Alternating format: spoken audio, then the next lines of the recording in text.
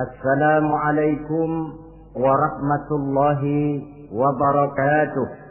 Waalaikumsalam warahmatullahi wabarakatuh. Bismillahirrahmanirrahim. Alhamdulillahi rabbil alamin.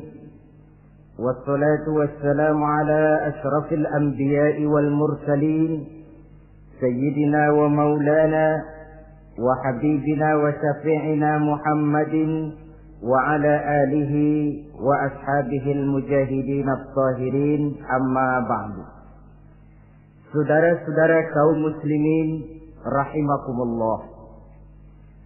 Pada pertemuan kali ini kita akan membicarakan riwayat Nabi Allah Ibrahim alaihi salam. Beliau termasuk salah satu dari 5 orang rasul yang merupakan kelompok yang dikenal dengan ulul azmi, yaitu para rasul yang dinilai mempunyai kelebihan di dalam keutamaan, ketabahan, keuletan, dan sikap istiqomah di dalam berjuang. Jumlahnya ada 5, yaitu Nabi Nuh, Nabi Ibrahim, Nabi Musa, Nabi Isa, dan Nabi Muhammad alaihi wassalatu wassalam. Sebagaimana yang kita maklum bahwa Nabi Allah Ibrahim alaihi salam lahir pada masa pemerintahan Raja Namrud laknatullah alaih. Namrud adalah figur yang lebih merupakan kekuatan daripada keadilan, lebih merupakan kezaliman daripada kebijaksanaan. Ia seorang raja yang memerintah secara sewenang-wenang, lalu dengan segala macam cara berusaha mempertahankan kekuasaannya. Itu sebabnya di hari-hari menjelang kelahiran Nabi Allah Ibrahim alaihi salam, entah oleh karena rasa takut dan khawatir akan munculnya orang-orang yang dapat menumbangkan kekuasaannya, entah karena bisikan ahli nujum atau dukun-dukun yang memang banyak mengelilingi istananya, ia memutuskan untuk membunuh seluruh bayi yang dilahirkan dalam bentuk laki-laki. Ini dilatar belakangi oleh kekhawatiran akan muncul seseorang yang dapat menghancurkan kekuasaannya, sebagaimana Fir'aun laknatullah alaih. Itulah sebabnya di zaman sebelum Nabi Ibrahim dilahirkan, Raja Namrud membuat peraturan. Apabila seorang ibu melahirkan bayi laki-laki, bunuh bayi itu. Seluruh perempuan hamil berada di bawah pengawasan aparatur negara, dan laki-laki dianjurkan untuk jangan dekat-dekat dengan istrinya guna menghindari terjadinya proses kehamilan ini. Entah berapa ratus bahkan berapa ribu bayi laki-laki yang jadi korban tanpa dosa dari sebab kelaliman pemerintahan Raja Namrud laknatullah alaih ini. Kita teringat kepada satu hadis di mana Rasulullah sallallahu alaihi wasallam pernah bersabda, Ya'ti 'alan nasi zamanun ru'asa'uhum kal asad wa wuzara'uhum kal zi'ab wa qudatuhum kal kilab wa katsirun nasi yawma idzin kal aghnam. Pada satu saat, kata Nabi, akan datang di tengah masyarakat manusia di mana pada masa itu muncul pemimpin-pemimpin yang bertingkah laku seperti singa. Ru'asa'uhum kal asad. Pemimpin-pemimpin mereka bertingkah laku seperti singa. Saudara kenal singa? Saudara boleh periksa. Di mana ada hutan, singa selalu menjadi raja. Padahal hutan belum pernah bikin pemilihan umum. Tapi yang namanya singa tidak pernah peduli. Ada pemilihan atau tidak, raja hutan tetap singa. Kenapa? Karena singa menjadi raja di hutan bukan berdasarkan kebenaran, tapi karena kekuatan. Karena kuat, maka dia naik jadi raja. Soal benar atau tidak, soal lain. Maka sebagai akibatnya, setelah si singa ini naik menjadi raja hutan, dia bukan melindungi rakyatnya, malah makanin rakyatnya.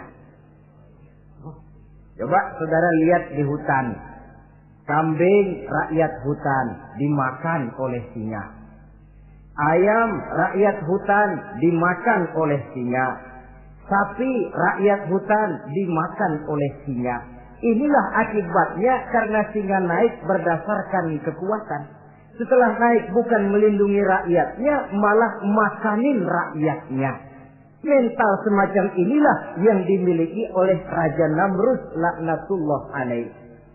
Cuma karena rasa ketakutan akan datang orang yang akan menumbangkan kekuasaannya, maka seluruh bayi laki-laki harus dibunuh tanpa dosa apapun. Itulah kata Nabi, akan datang di tengah masyarakat manusia muncul pemimpin-pemimpin yang mentalnya seperti singa. Nah kalau yang jadi pemimpin sudah seperti singa, wa wuzara'uhum kazzi'ab. Yang jadi wazir, yang jadi menteri kata Nabi, lagunya seperti serigala. Nyetel ini, tapi serigala. Apa serigala itu? Saudara tahu dalam dongeng anak-anak, serigala itu kan binatang yang paling licik. Untuk terang-terangan dia tidak berani karena tidak punya kekuatan seperti sang singa.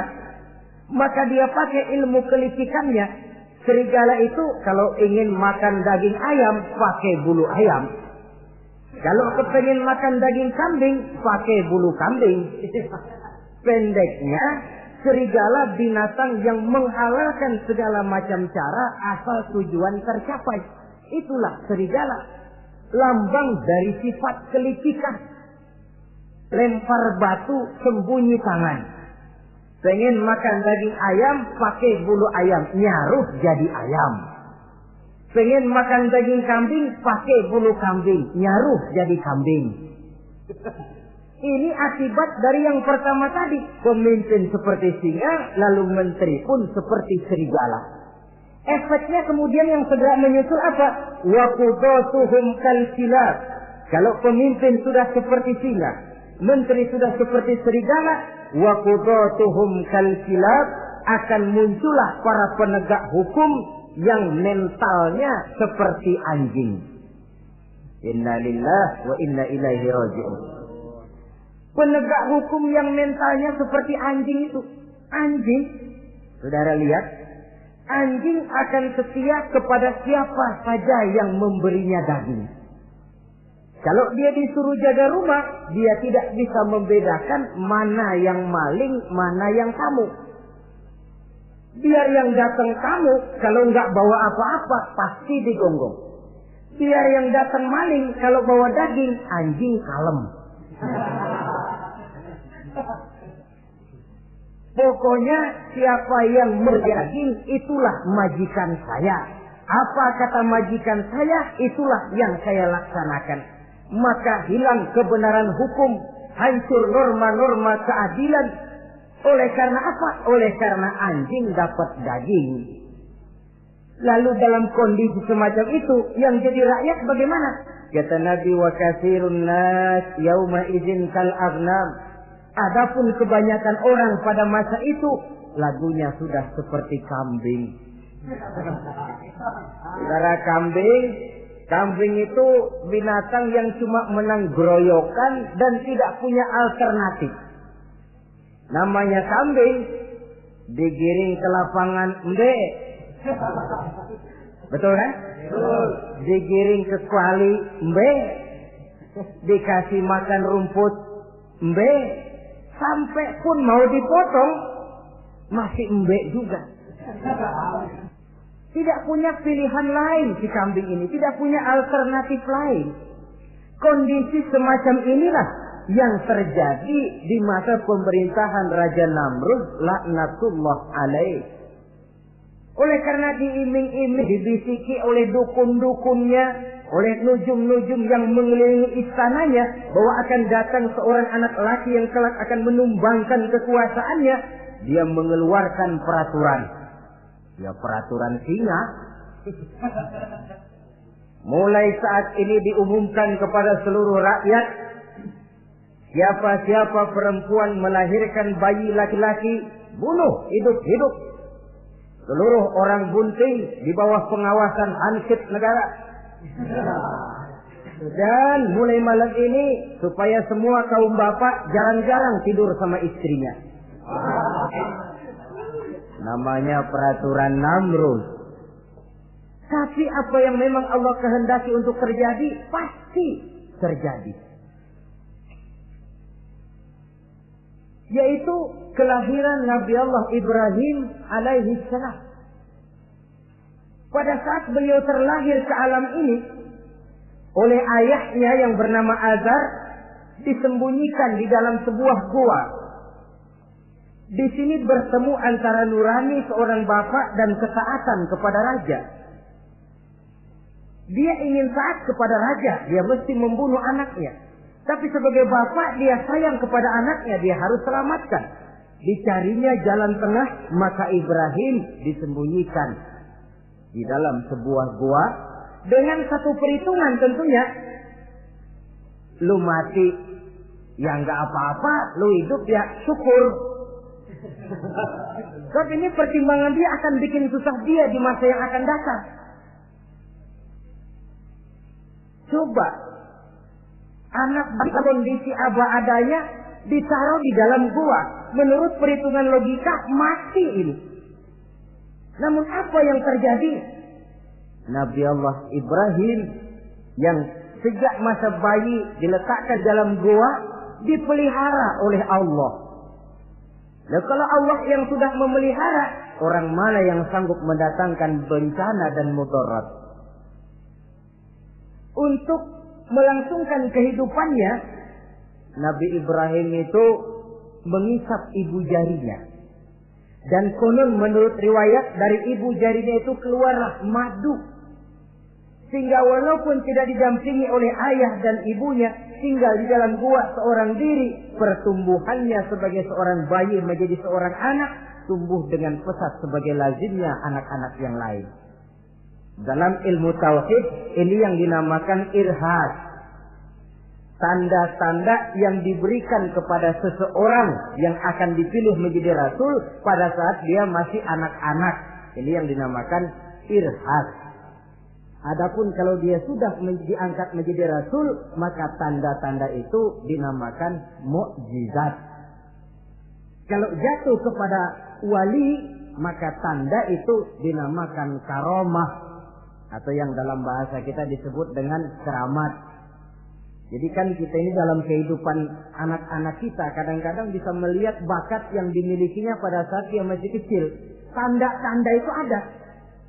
Nah, dalam kehidupan para rasul, masa kecil mereka yang melakukan itu dinamakanlah irham. Begitulah Nabi Ibrahim tumbuh dari bayi menjadi anak-anak di dalam gua.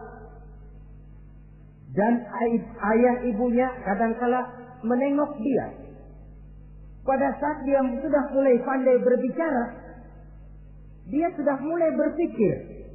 Dan pola berpikir yang pertama, satu hari dia tanya bapaknya, "Papi," kalau bahasa sekarang, "ini yang bikin alam ini sebenarnya siapa? Yang bikin saya siapa?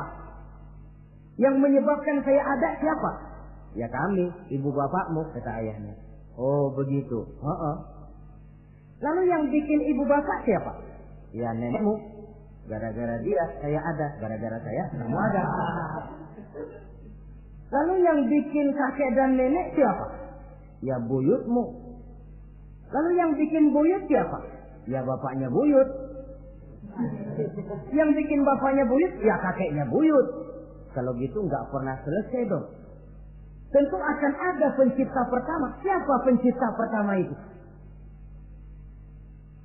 "Bapaknya buntu." "Lu jangan usil dah." Teman-teman lu juga nggak pernah nanyain urusan kayak begini. Saya nggak puas, Pak. Begini sekarang, saya mau tanya. Ini kaum kita nyembah apa? Nyembah berhala. Nah yang bikin berhala itu siapa? Saya, bapakmu, Hazar. Kaum kita menyembah berhala, bapak. Kenapa nggak nyembah bapak aja kok tanggung-tanggung? Jawaban ayahnya tidak membuat ia jadi puas. Terus merenung siapa gerangan pencipta pertama, siapa gerangan yang patut disembah dengan sebenarnya, siapa gerangan pencipta alam semesta ini. Bila malam datang, dia melihat bintang gemintang bertabur menghias cakrawala, dia berkata, ini yang patut dianggap Tuhan, tinggi, terang, benderang. Tapi manakala besok pagi bintang tenggelam, dia pun bilang, la uhibbul afilin. Saya tidak suka kepada yang tenggelam. Masa Tuhan tenggelam? Ketika malam datang, bulan pun terbit. Nah, ini barangkali yang Tuhan. Ini lebih besar dari yang semalam. Tapi bila bulan pun terbenam, lagi-lagi dia bilang Tuhan tidak mungkin terbenam. Lalu bila matahari terbit, nah ini enggak salah lagi. Ini lebih gede dari yang dua-dua kemarin. Ini pasti Tuhan. Dan manakala matahari terbenam, dia pun berkata, Tuhan tidak akan pernah terbenam. Perjalanannya mencari Tuhan ini bisa saudara baca dalam surah Al-An'am ayat 76 sampai dengan ayat 79. Sampai Allah memberikan petunjuk kepadanya, mengangkatnya menjadi seorang rasul dan menyampaikan misi dakwahnya. Saudara-saudara kaum muslimin rahimakumullah. Dakwah yang pertama dilaksanakan tentu kepada bapaknya, kemudian kepada kaumnya. Secara psikologis ini kan makan nasi. Coba, kalau kita harus nasihatin orang lain yang tidak ada hubungannya dengan keluarga, barangkali biasa saja. Tapi nasihatin bapak sendiri, ini kan makan nasi. Mau didiamkan saja batil dan sesat, mau diceramahin bapak sendiri. Tapi bapak tinggal bapak, kewajiban melaksanakan dakwah jalan terus. Ini berarti bahwa tugas amar ma'ruf dan nahi munkar memang tidak mengenal posisi. Begitulah saudara-saudara, sampai kepada satu hari Nabi Ibrahim melaksanakan dialog dengan kaumnya. Saudara-saudara, hadhihi tamathil allati antum laha akifun. Surah Al-Anbiya ayat 51. Saudara-saudara, berhala-berhala ini yang bapak saya yang buat, inikah yang selama ini tuan-tuan sembah?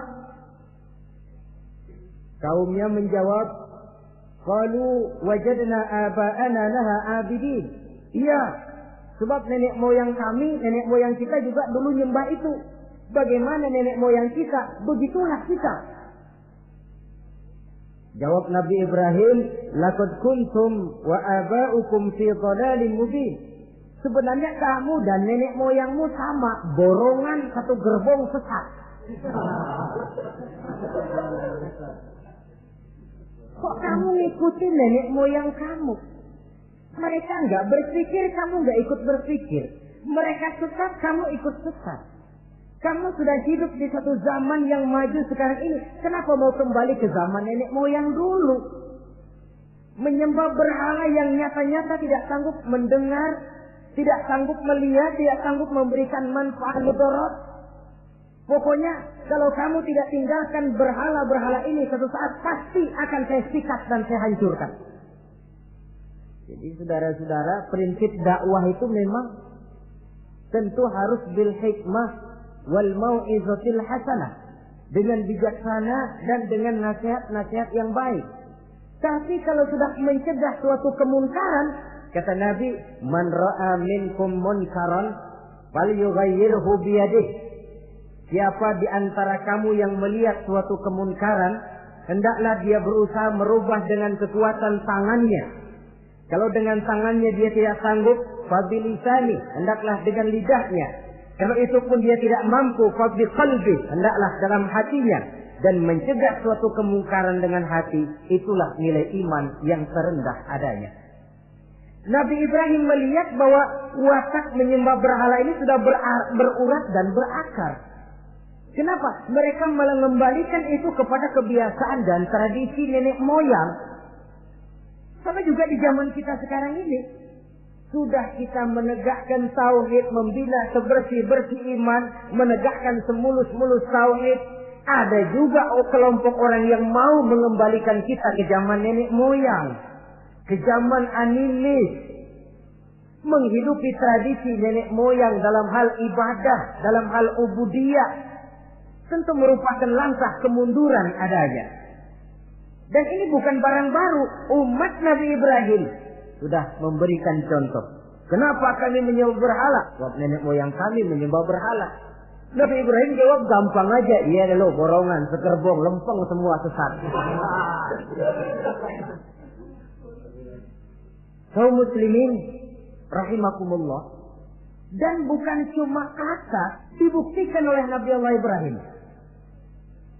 Begitu Raja Namrud menurut satu riwayat bersama para tentaranya pergi berburu, Nabi Ibrahim ngintip-ngintip. Begitu Namrud keluar, beliau masuk.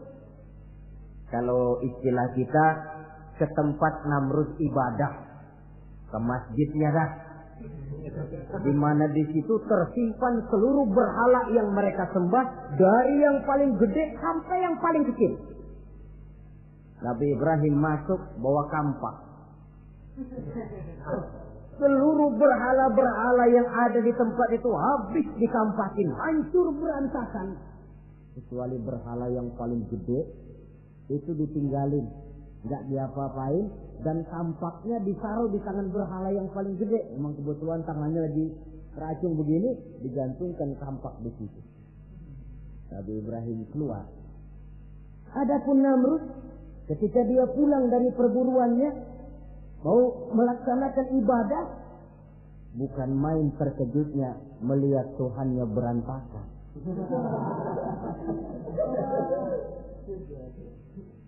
Waduh, ini celaka, kerjaan siapa ini? Dikumpulkan para intel negara, staf-staf khusus.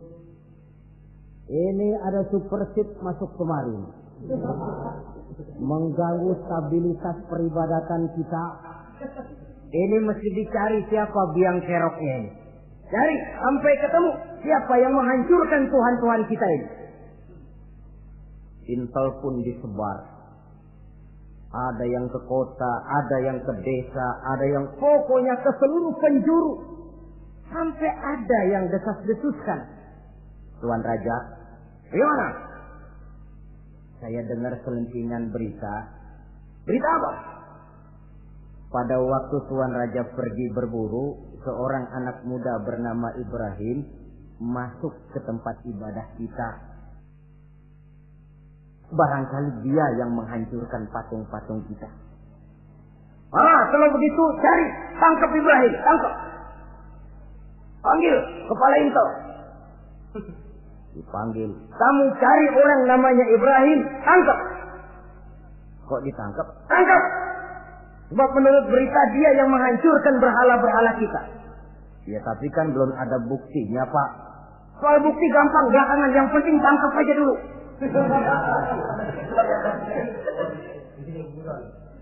Ini supersip ini. Saudara-saudara, dicarilah Nabi Allah Ibrahim, ketemu, dihadapkan kepada Raja Namrud, disidang di pengadilan terbuka, disaksikan orang banyak, dibuka oleh Raja Namrud.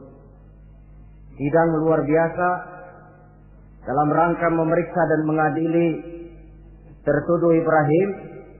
Dengan ini kami nyatakan dibuka untuk umum. Terdakwa supaya dibawa ke dalam ruangan sidang. Dihadapkan Nabi Ibrahim. Nama Ibrahim. Orang tua. Tuduhan menghancurkan berhala. Hadza bi alihatina ya Ibrahim. Hai Ibrahim, benarkah kamu yang menghancurkan Tuhan-Tuhan kami? Ah, siapa bilang? Ada berita yang sampai kepada kami. Ketika kami keluar, kau masuk ke tempat kami ibadah. Ngaku aja dan ngaku.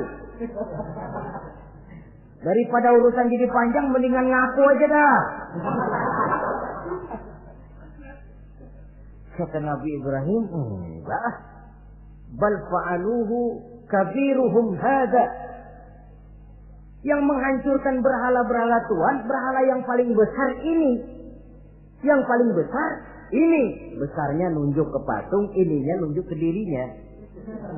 Kabiruhum kepada berhala, hadza kepada dirinya sendiri.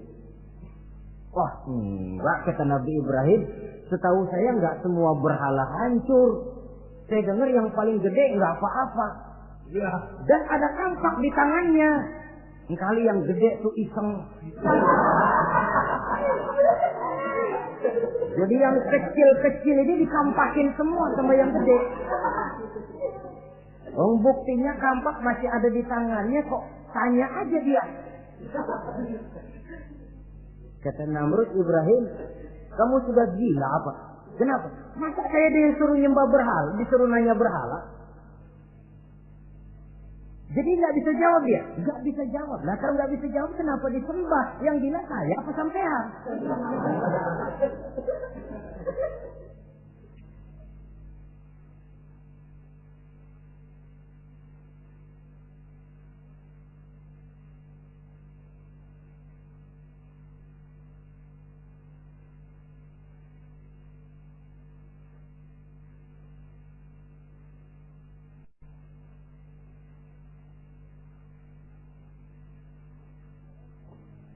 Merasa tidak sanggup menghadapi argumentasi yang diajukan oleh Nabi Allah Ibrahim, Namrud salaf. Dalam kesalapannya itulah ia menjatuhkan vonis bahwa Nabi Allah Ibrahim dihukum bakar hidup-hidup. Pada hari yang ditentukan, dikumpulkanlah kayu bakar sebanyak-banyaknya, sehingga merupakan timbunan besar yang menyerupai sebuah bukit kecil. Apabila segalanya telah siap, kayu bakar itu pun disulut orang, dan api mulai menjilat ke sana kemari, makin lama makin besar, makin lama makin besar, sehingga tentara Namrud bingung.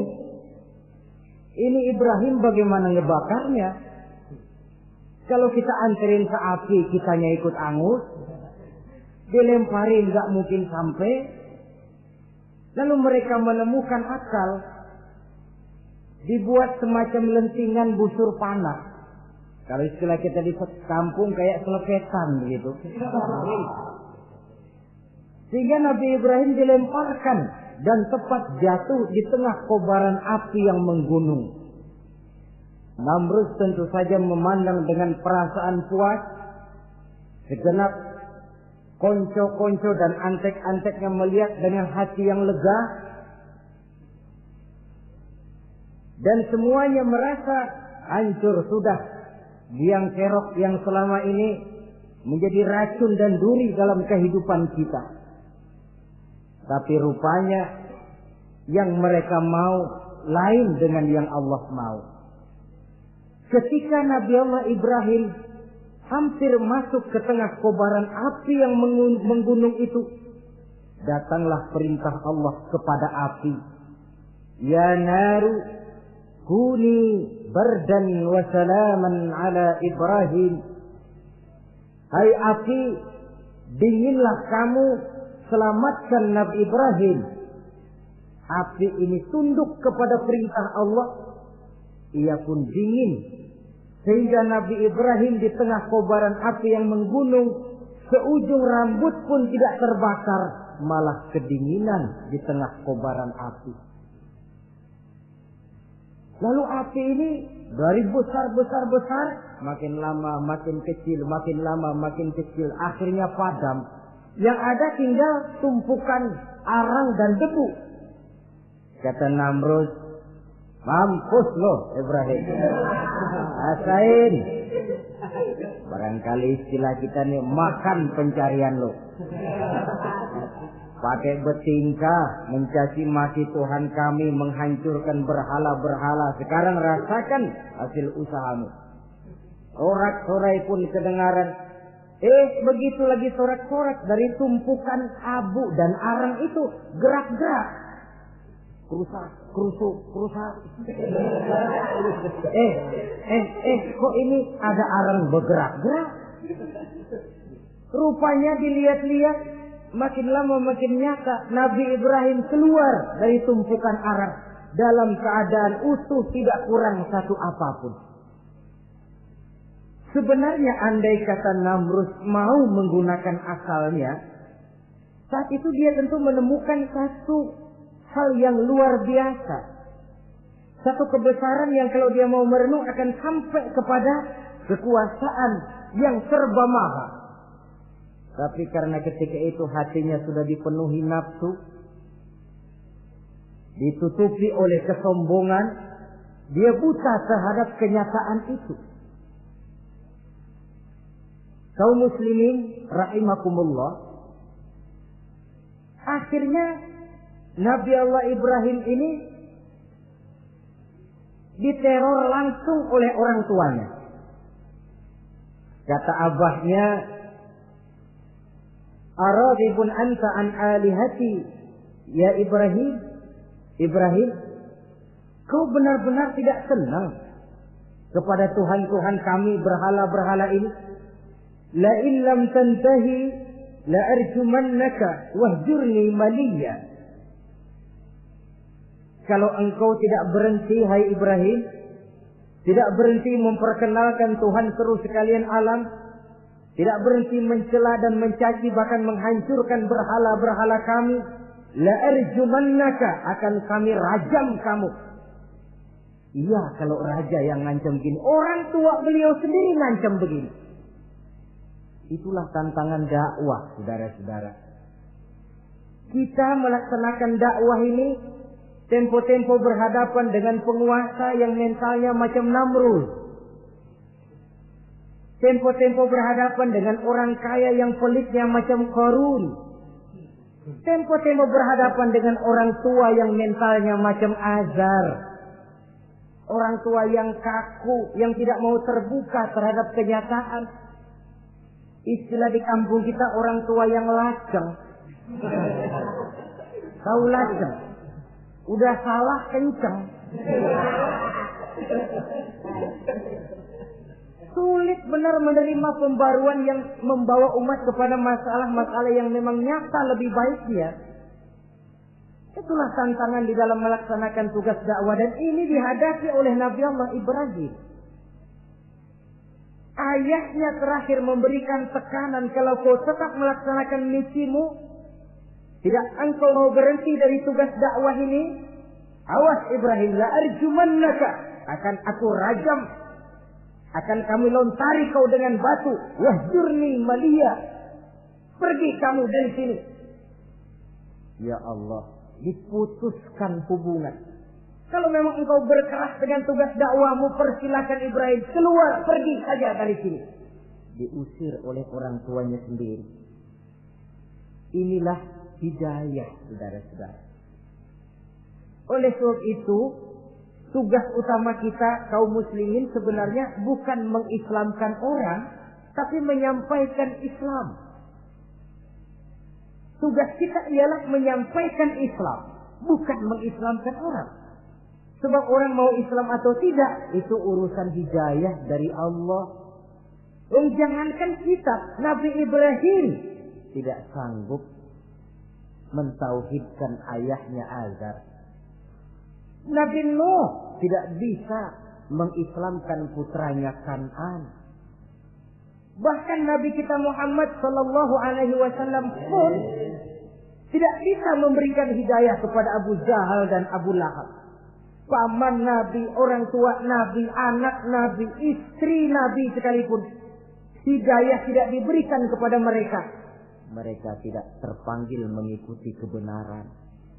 Kalau sudah kenyataan ini yang kita temui, kembalilah kepada konsep Quran. Allahumma inni qad ballaghtu, wahai Allah, seruanmu sudah saya sampaikan, dakwahmu sudah saya canangkan, ajakan kepada tauhid sudah saya sampaikan. Allahumma inni qad ballaghtu, sudah saya sampaikan ya Allah. Perkara mereka tidak mau ikut, itu karena semata-mata hidayah berada di tanganmu ya Allah.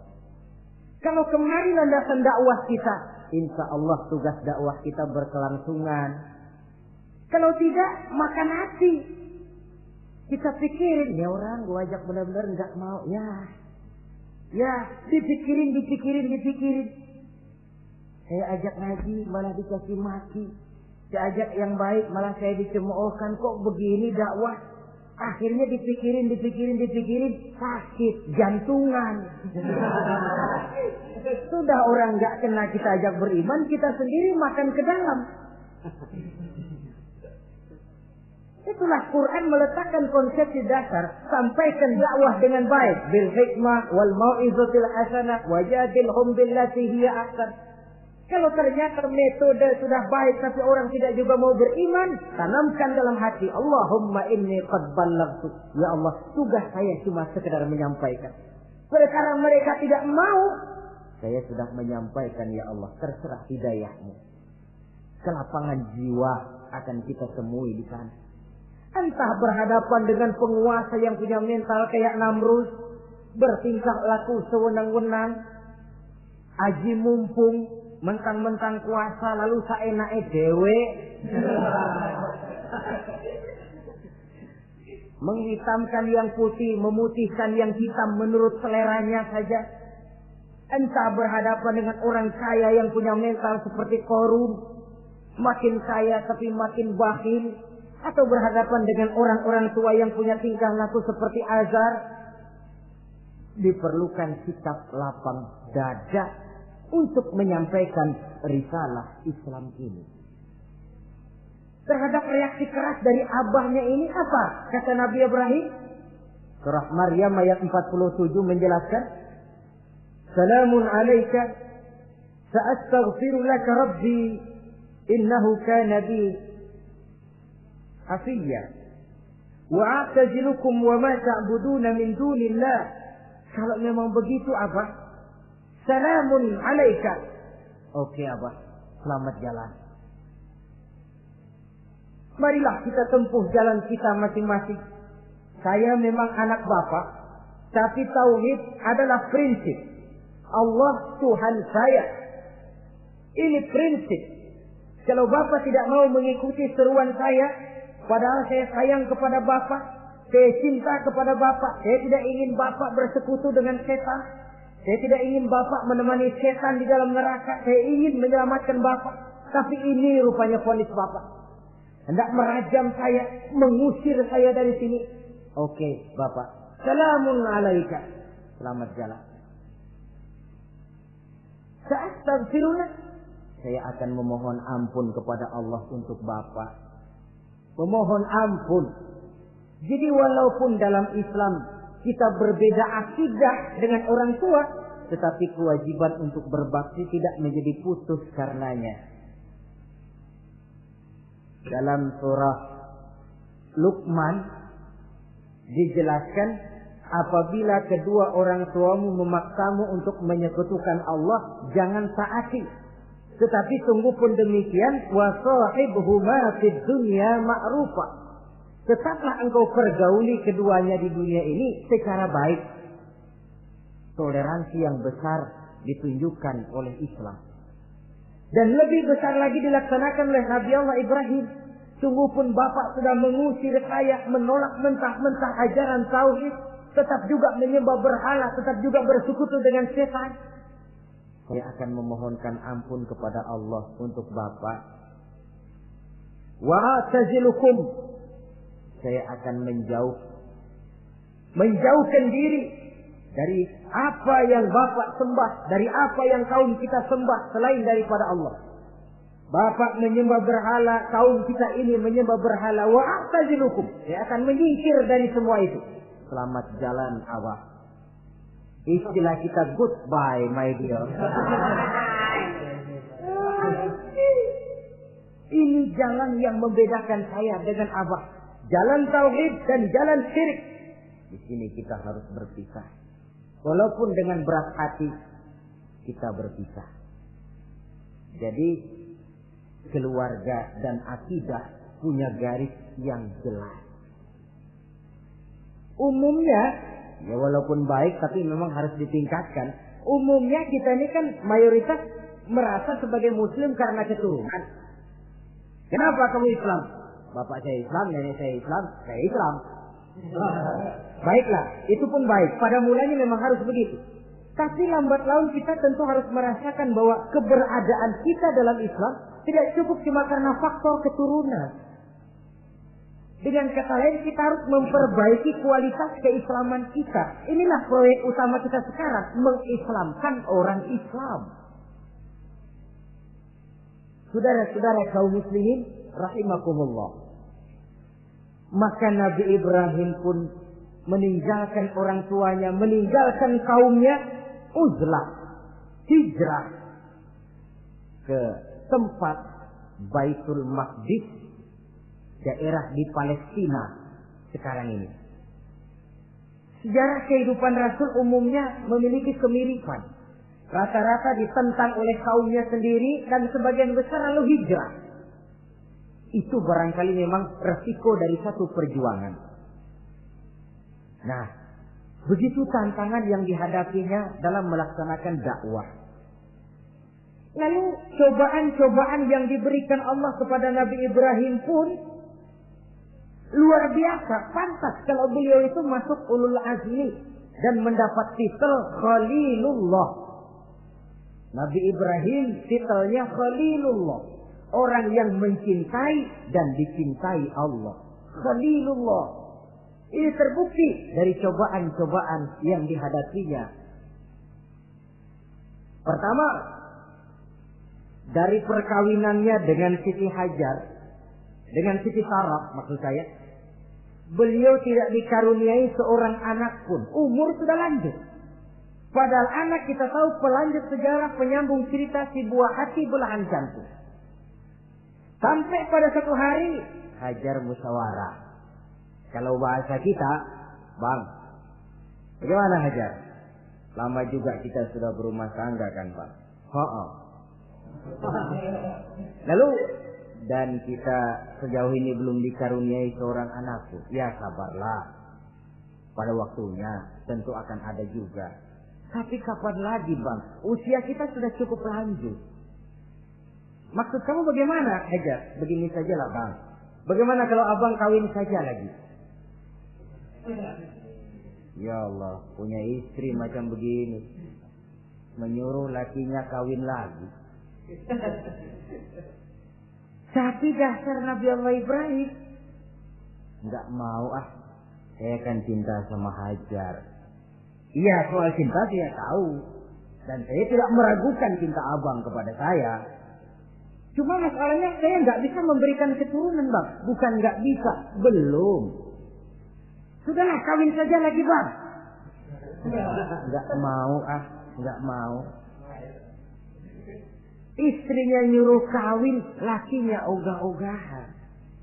Sekarang kan enggak, istrinya larang kawin, suaminya malah nyelintil.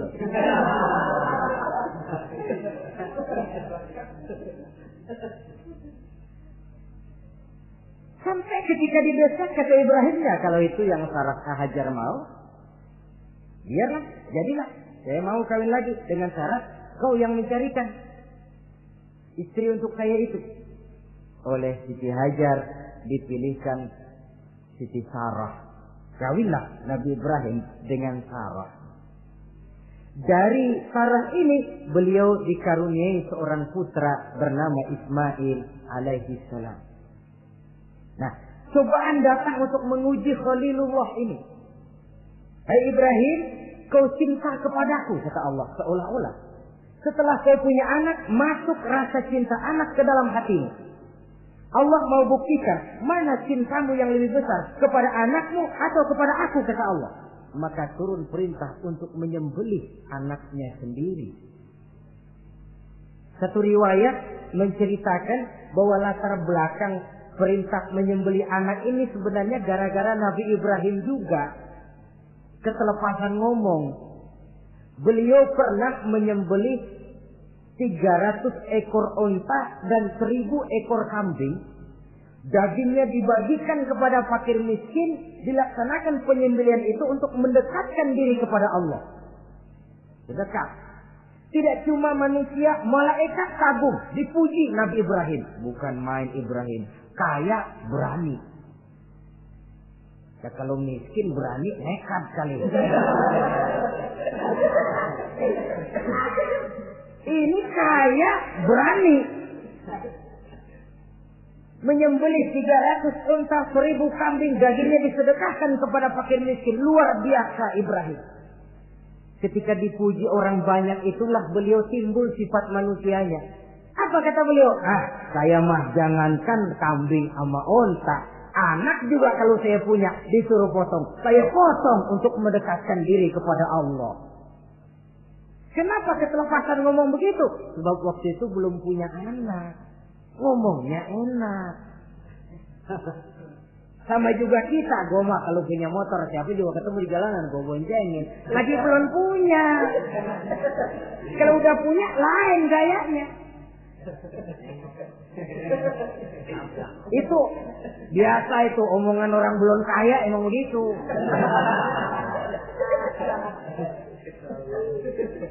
Saudara-saudara, sehingga omongan yang beliau sudah lupa bertahun-tahun bahkan puluhan tahun ini.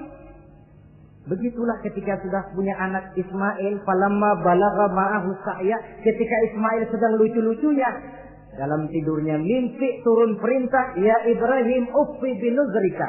Hai Ibrahim, bayar nazarmu. Nazar? Iya.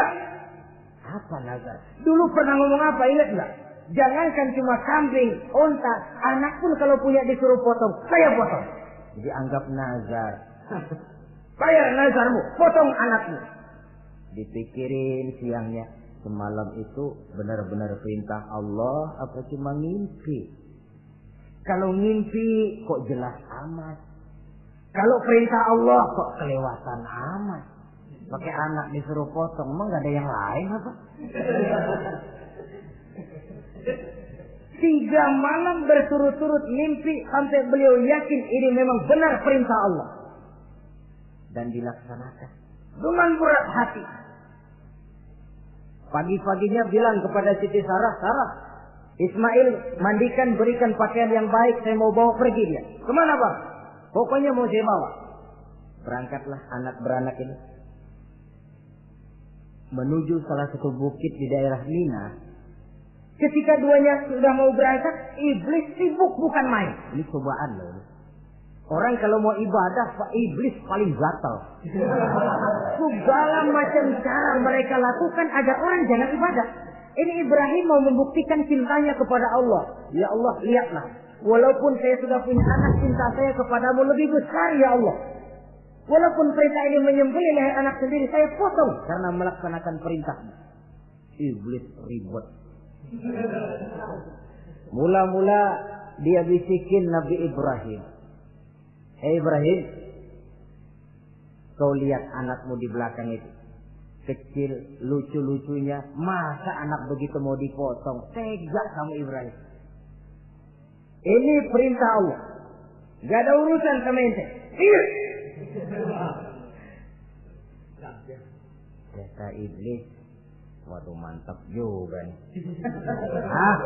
Kalau suaminya gagal, istrinya kali. Biasanya perempuan perasaannya lebih tinggi daripada pikirannya. Ini Siti Saroh barangkali, kalau Siti Hajar barangkali, kalau saya perdayai bisa terpedaya. Hajar, ya. Kamu tahu anakmu Ismail mau dibawa kemana? Saya tidak tahu. Mau dipotong oleh suamimu Ibrahim. Mau dipotong. Dipotong. Kok bisa begitu? Iya, katanya ini perintah Allah. Iblis, Kalau memang ini perintah Allah, jangankan cuma anak saya Ismail, saya juga ibunya mau ikut dipotong. Wah, kata iblis nih gilaan lagi dari laki. Saya kira karena perempuan bisa barangkali dilemahkan semangatnya, nyata ya tidak. Ismail nih masih kecil kali ini, gampang dikelecehin. Ismail, kau mau dipotong oleh ayahmu? Dipotong. Kok bisa begitu? Katanya perintah Allah. Kalau memang ini perintah Allah, saya siap. Iblis mau ngomong lagi, Nabi Ibrahim Ismail ngambil batu disambitin iblis. Izhab ya la'in, pergi, laknat, terkutuk kamu. Nyambitinnya itu sampai sekarang jadi ikutan dalam salah satu pelaksanaan ibadah haji yang disebut jumrah, melontar. Itu simbol permusuhan abadi antara manusia dengan iblis. Jadi kalau ada orang mau berbuat baik, iblis itu datang dari 3 penjuru. Dari bapak, dari anak, dari istri. Kadang-kadang bapaknya nggak kena, istrinya dibujukin. Laki lu no sok loyar menyumbang masjid. Jangan kasih duit, simpan aja baik-baik. Istri nggak kena, anak. Segala macam cara iblis berusaha. Baru sampai di bukit yang dituju, Nabi Ibrahim buka kartu. Ismail, abah diperintah Allah menyembelih lehermu. Bagaimana? Kerjakan apa jangan? Kalau memang itu perintah Allah, kerjakan apa? Insya Allah abah akan menemukan saya termasuk orang sabar. Ini jawaban anak soleh. Coba kalau jawaban anak pintar nggak soleh, bukan begitu. Ismail, saya disuruh motong lehermu. Bagaimana? Kenapa saya pak? Bapak aja yang tuaan potong.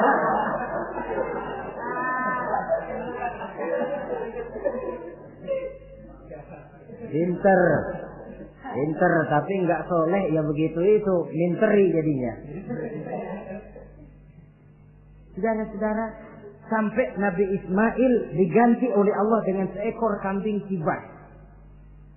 Cobaan terhadap kecintaannya kepada Allah. Kau cinta aku, itu benar. Tapi setelah kau punya anak, rasa cinta anak masuk ke dalam hatimu. Mana lebih besar, cintamu kepada anakmu atau cintamu kepada aku, kata Allah. Terbukti cintanya kepada Allah lebih besar daripada cintanya kepada anaknya.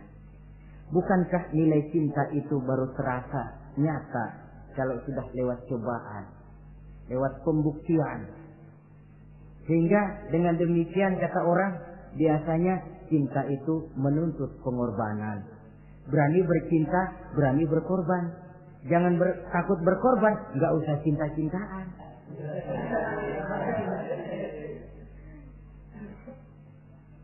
Saudara-saudara, sebab kalau orang sudah berbuat untuk sesuatu yang dicintainya, sangat boleh jadi si lemah akan jadi kuat, yang jauh jadi terasa dekat, yang takut jadi berani. Kalau orang sudah melakukan sesuatu untuk yang dicintainya. Seorang bapak karena cintanya kepada anaknya, dia rela pergi pagi pulang sore, peras keringat banting tulang supaya hari depan anaknya lebih baik daripada dia. Seorang suami yang cinta kepada istrinya, tidak soal dia kepanasan dan kehujanan,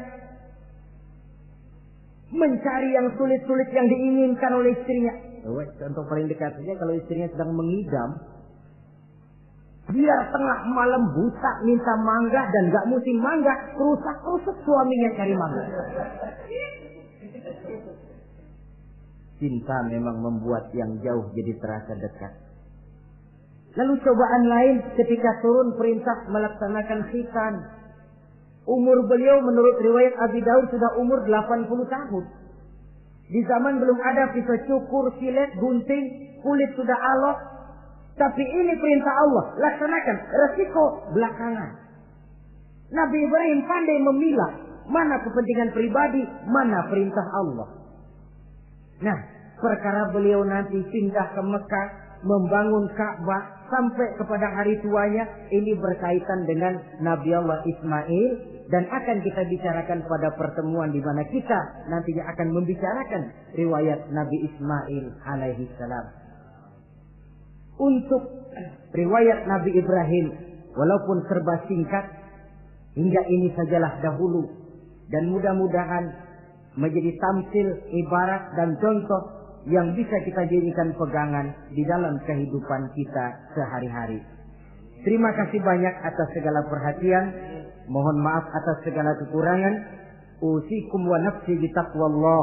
Wassalamualaikum warahmatullahi wabarakatuh.